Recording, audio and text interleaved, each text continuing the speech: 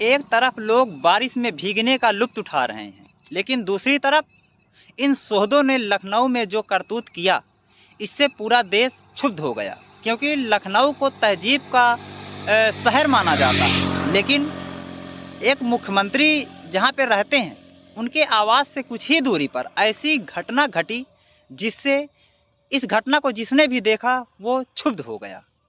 आप देखिए, जो बारिश का पानी था, गोमती नगर इलाके से बह रहा था, बहुत ज़्यादा पानी बह रहा था। उसमें बहुत सारे लफंगों ने, जो लोग जा रहे थे उनमें उनको छींटा मार रहे थे और उनको परेशान कर रहे थे। उसी कड़ी में एक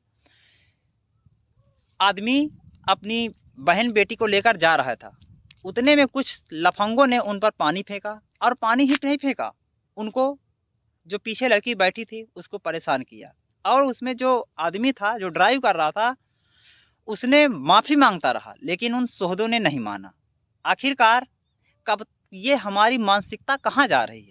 लोग एआई पे इतना आगे बढ़ते जा रहे हैं, सोशल मीडिया इतना आगे बढ़ता जा रहा है, लेकिन हमारी मानसिकता इतनी नीचे गिरती जा रही है, इतनी नीचे गिरती जा रही है। बताइए, कैसी लोगों की भावनाओं को क्षुब्ध कर रहे हैं। एक तरफ योगी आदित्यनाथ इन बहू बेटियों की हिफाजत के लिए कसम खाए बैठे हैं। उन्होंने कहा है कि मुझे नौकरी की चिंता नहीं है, ना ही मुझे नौकरी की परवाह है।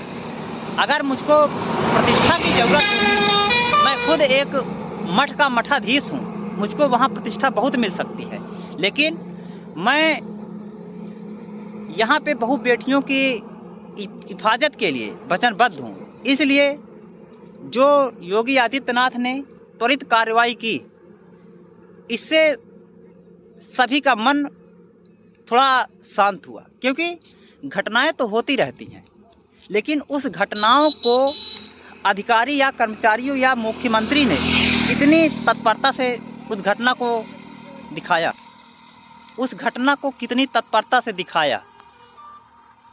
मैं तो इन अधिकारियों को कहूँगा कि इतनी बड़ी घटना थी, लेकिन उन्होंने कैसी धारा लगाई कि पानी को संक्रमित कर रहे थे।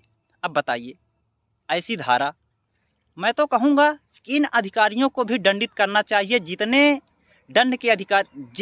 दंड के पात्र वो सोहदा थे।